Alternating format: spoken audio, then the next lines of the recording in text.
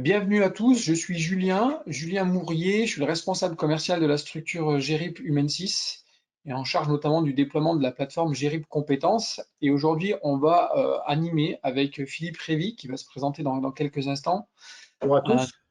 un nouveau webinaire sur apprendre à apprendre et notamment à travers un lien entre la cognition et la lutte contre l'illettrisme. Bonjour à toutes et à tous. Je suis Philippe Révy, orthophoniste et formateur en neurosciences cognitives. Et donc, je suis cofondateur de la société GRIP il y a déjà une trentaine d'années. Et depuis, nous développons des contenus autour des compétences de base, des difficultés d'apprentissage et surtout de la remédiation cognitive. Sur la cognition, donc, qu'est-ce que c'est que la cognition, hein? Donc, c'est les processus mentaux qui se rapportent à la connaissance, mais plus généralement, en fait, de transmettre des informations dans le cerveau. Les informations, elles suivent un certain nombre d'étapes avec des fonctions d'acquisition de la connaissance qu'on va détailler. Et c'est vrai que le fait de bien comprendre le fonctionnement du cerveau, ça va aider à mieux apprendre et à mettre en place notamment des méthodes qui permettent d'apprendre mieux et plus vite. Donc, les fonctions cognitives, c'est l'ensemble de ces processus mentaux qui concernent l'acquisition des connaissances. Et les neurosciences cognitives, elles regroupent toutes les sciences qui abordent le cerveau en tant que traitement de l'information et des apprentissages. Et c'est l'objet de notre webinaire.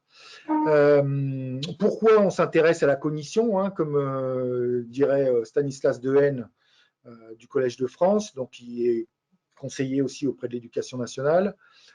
C'est vrai que la compréhension de ces principes cognitifs et des principes aussi d'orthophonie, ça va permettre d'aider les formateurs et les apprenants et les encadrants aussi, parce qu'il y a des choses qu'on objective maintenant dans le fonctionnement du cerveau, notamment grâce à l'IRM, grâce au scanner, qu'on ne pouvait pas voir avant, donc on connaît mieux le fonctionnement des apprentissages, donc ça serait dommage de se passer de cet apport, on va dire, d'objectivation scientifique. Alors, l'apport des neurosciences, et c'est encore plus vrai dans la société d'aujourd'hui, où on est face à une multitude d'informations tous azimuts, et apprendre, c'est déjà sélectionner des informations avant de les traiter, de les manipuler.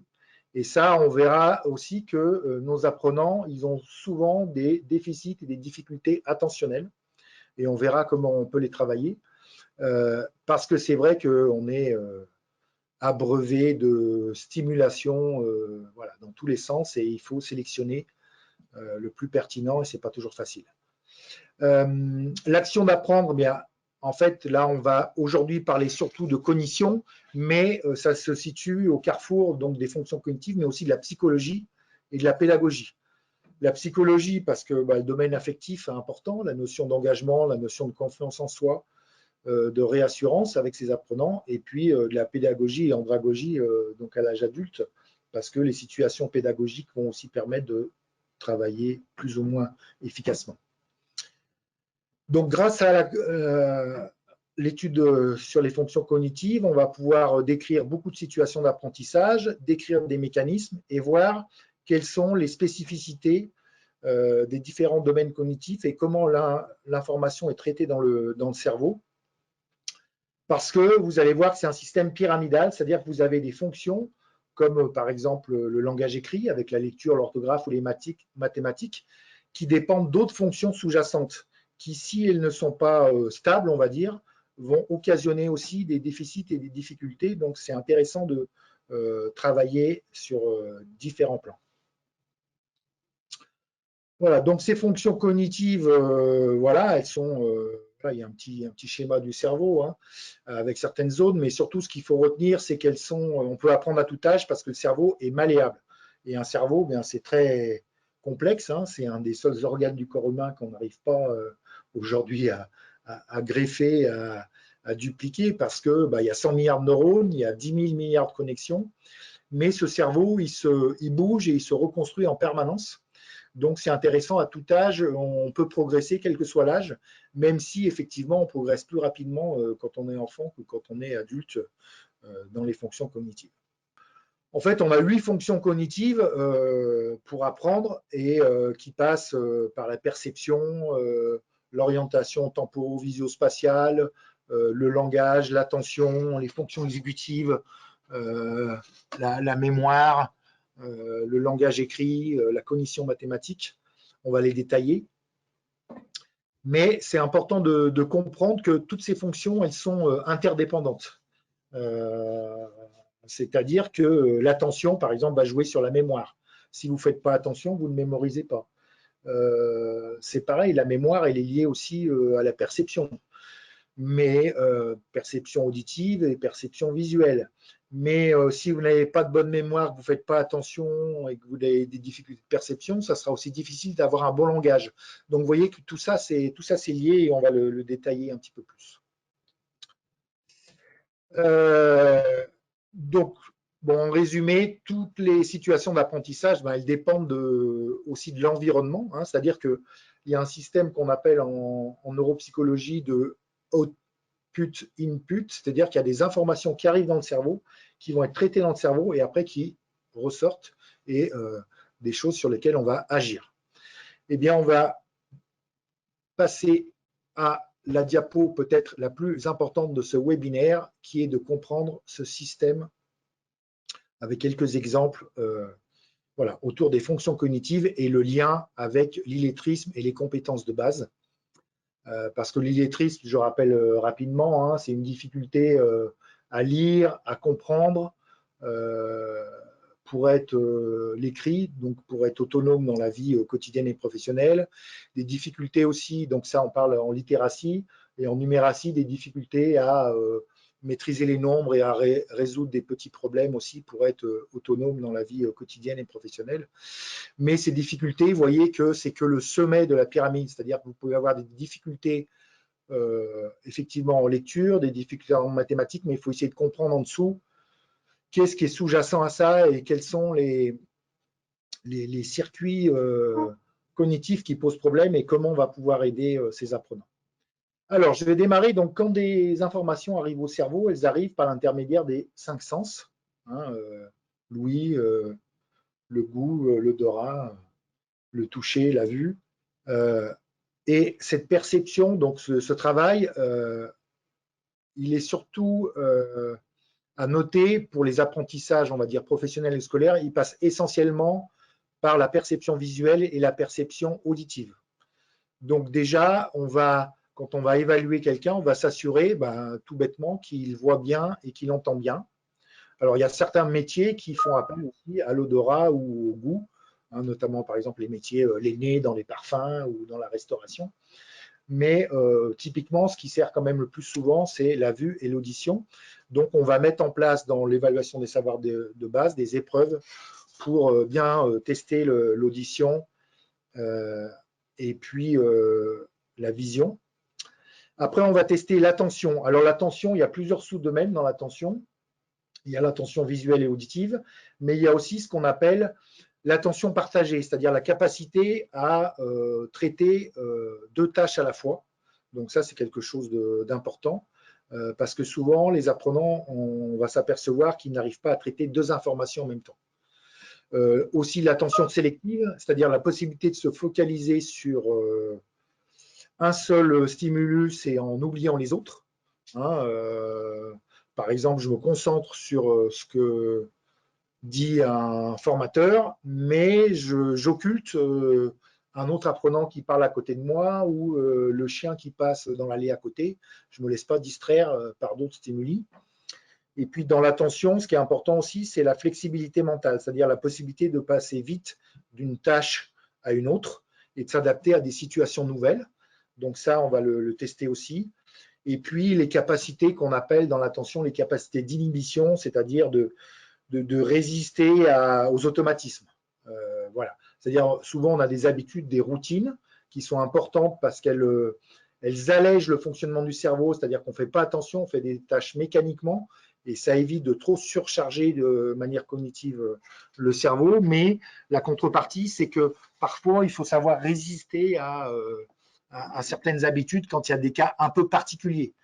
Typiquement, c'est le cas, vous prenez toujours la même route en voiture Et puis, vous avez tellement l'habitude de la route, le jour où il y a un imprévu, un obstacle, etc., qui n'est pas habituel, il faut que vous puissiez réagir et vous adapter à la situation.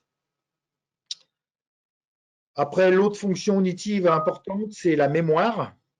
Et cette mémoire, on devrait même mettre un S et dire les mémoires, parce que on a à la fois de la mémoire à court terme, hein, qui ne dure pas plus de 30 secondes. Par exemple, on vous dit un numéro de téléphone et puis vous allez le noter dans votre smartphone, mais pour le noter, bah, vous allez essayer de le mémoriser, mais pendant un temps très court.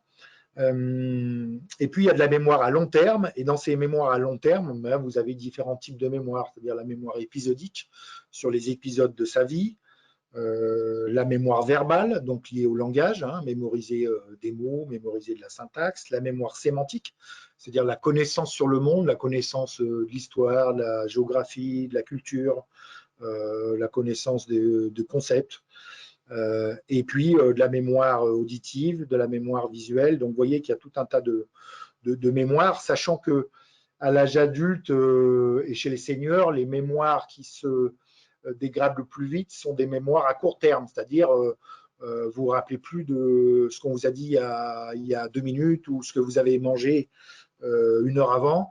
Par contre, vous allez bien vous rappeler des épisodes de votre vie, de votre mariage, de la naissance des enfants, d'événements importants de votre vie. Voilà, même si vous avez une maladie neuro, vous allez pouvoir vous en rappeler beaucoup plus longtemps.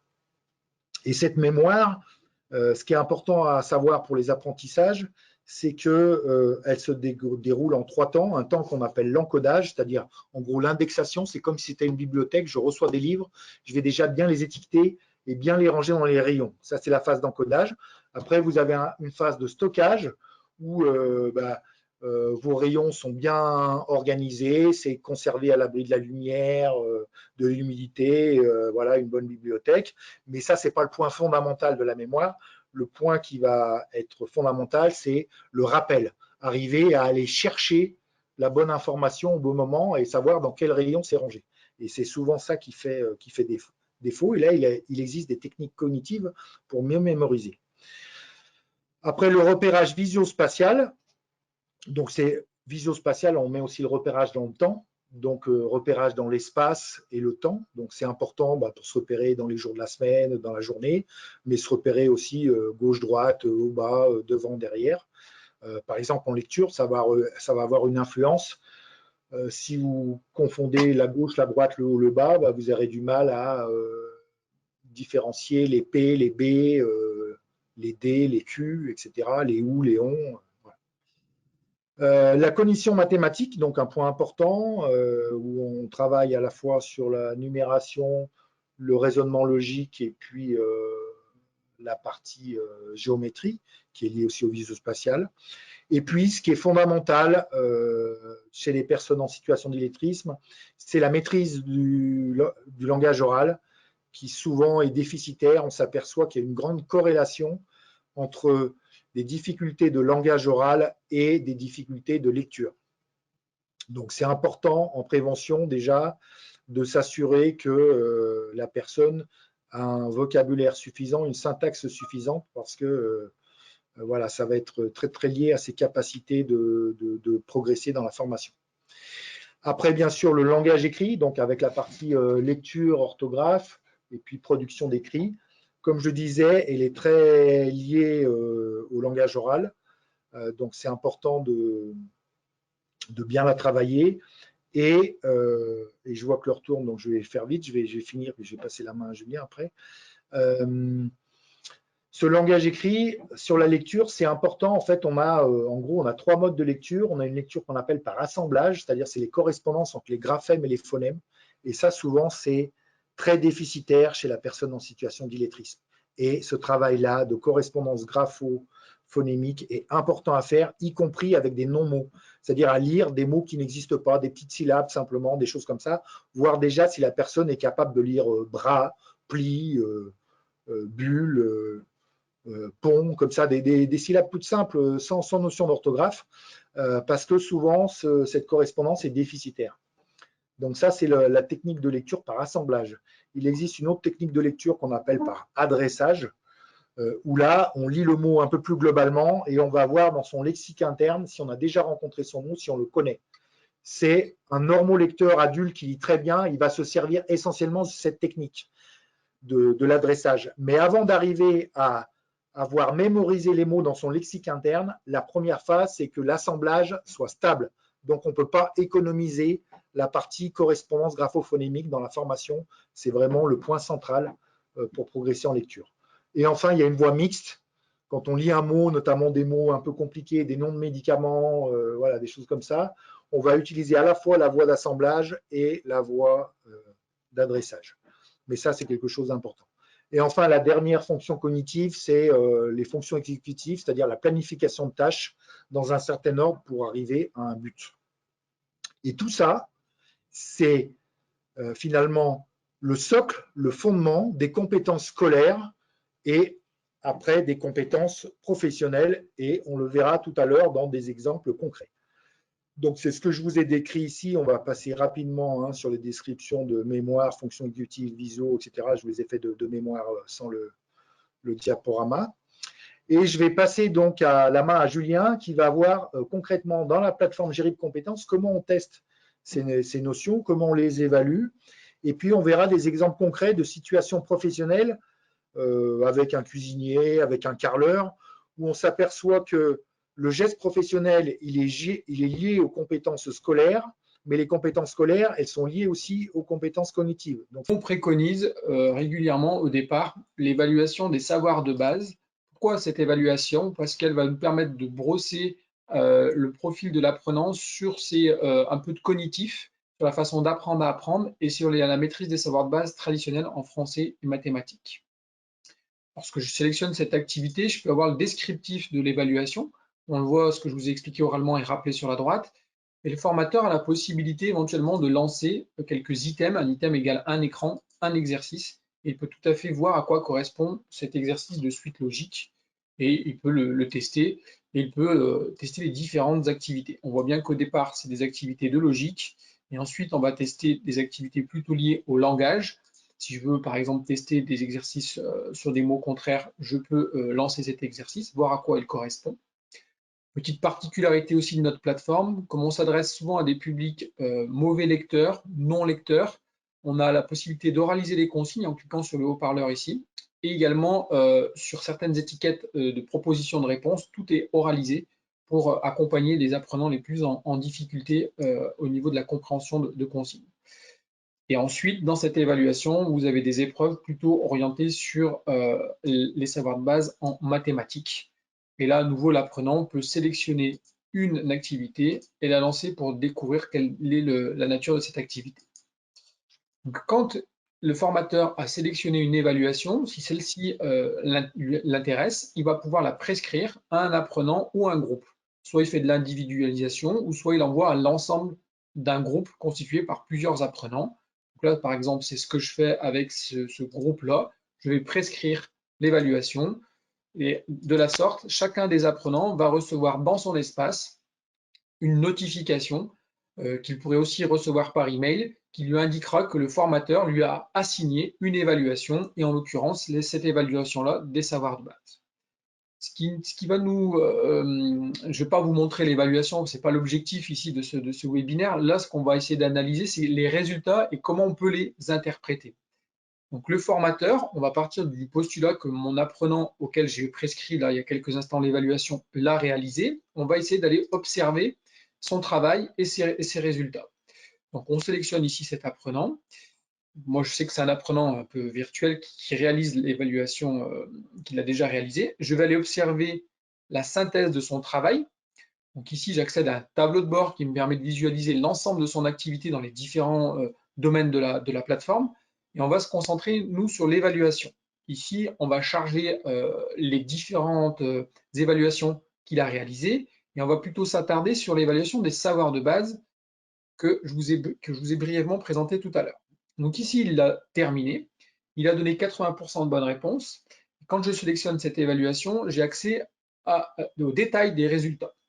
Donc là, on retrouve bien les trois grandes thématiques. Apprendre à apprendre, les fondamentaux du français, calcul et raisonner.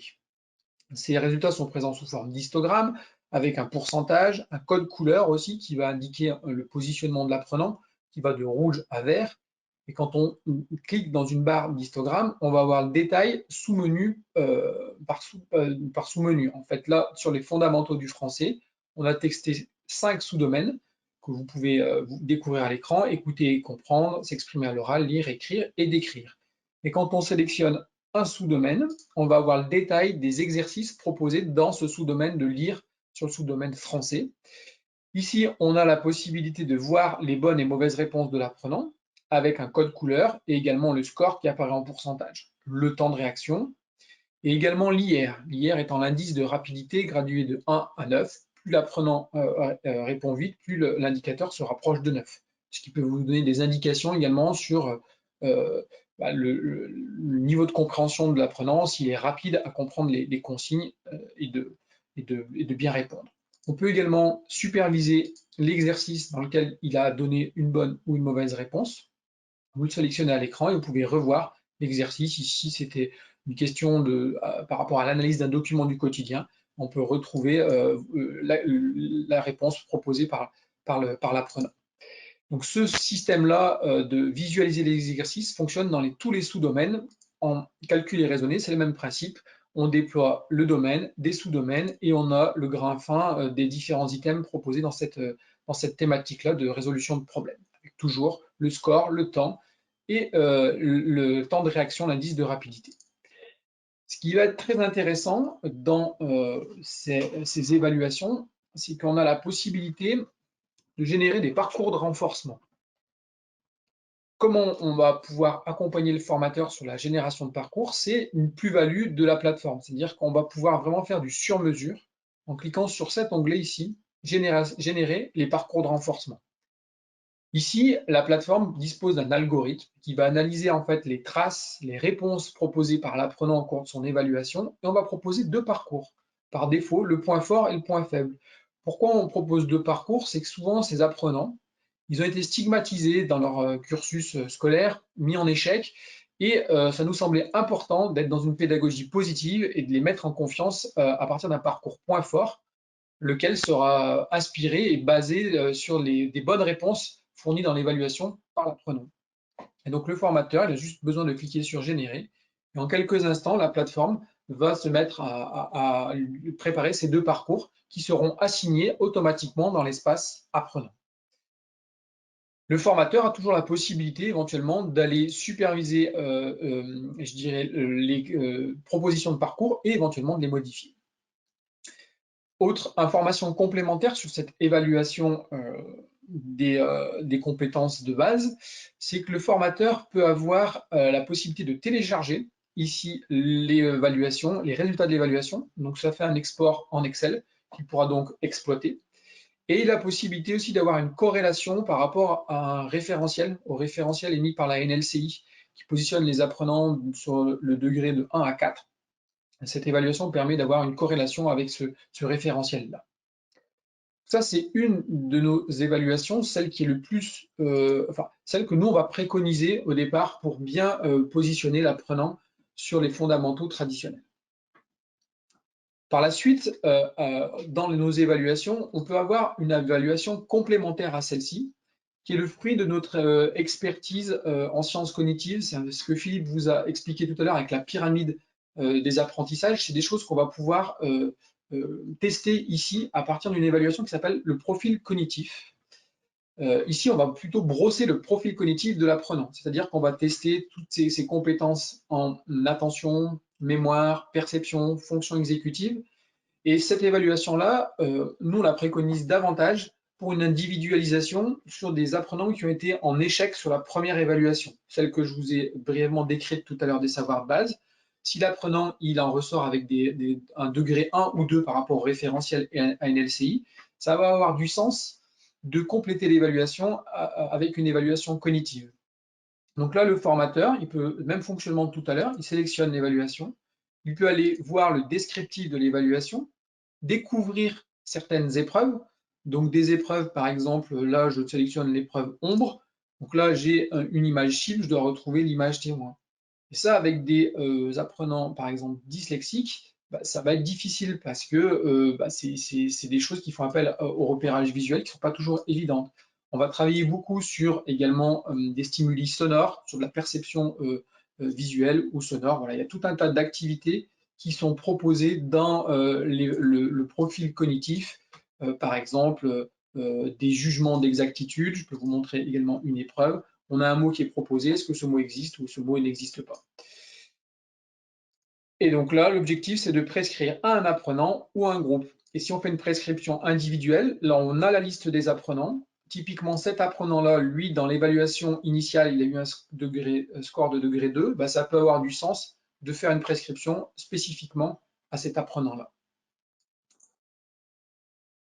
Ça, c'est ce que l'on peut voir sur l'évaluation du profil cognitif. Et après, on peut aussi explorer les résultats, un petit peu comme dans l'évaluation des savoirs de base. Donc, je vais vous le montrer sur un apprenant qui a déjà réalisé cette évaluation. C'est toujours mon même apprenant. On arrive sur la synthèse des résultats. On se concentre plutôt sur les évaluations. Et la évaluation du profil cognitif, qu'il a réalisé ici, 51% de bonnes réponses. Et lorsque je sélectionne les résultats, on va bien retrouver les domaines que l'on a testés. Et c'est des domaines que Philippe vous a présentés tout à l'heure dans la pyramide. La perception, l'attention, la mémoire. Par exemple, si je sélectionne la mémoire, on va bien distinguer la mémoire visuelle de la mémoire de travail. Et en activant les barres d'histogramme, on va retrouver le même fonctionnement que dans l'évaluation des savoirs de base tout à l'heure. On va pouvoir consulter l'exercice, voir les bonnes ou mauvaises réponses. Et de la même façon, on pourra générer un parcours sur mesure. Le parcours point fort se basant sur l'attention parce que c'est le domaine dans lequel mon apprenant était le plus à l'aise, et le domaine point faible, développer ses atouts sur logique et calcul.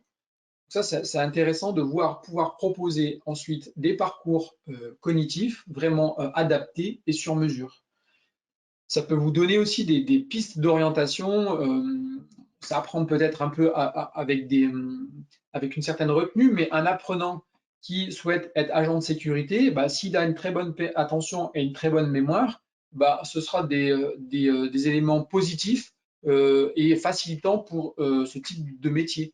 À l'inverse, s'il s'oriente sur du secrétariat, qu'il a un niveau en langage écrit proche de 10%, bah, on sait que la barrière, elle sera un peu haute à franchir. Il y aura vraiment besoin d'un entraînement assez important. Ça prend peut-être un peu avec un certain recul, mais ça donne quand même des éléments intéressants. Concernant nos évaluations, on a d'autres évaluations pour compléter éventuellement ce que vous souhaitez étalonner, à savoir soit le niveau d'un apprenant sur des compétences CLEA ou éventuellement sur tout ce qui est FLE également.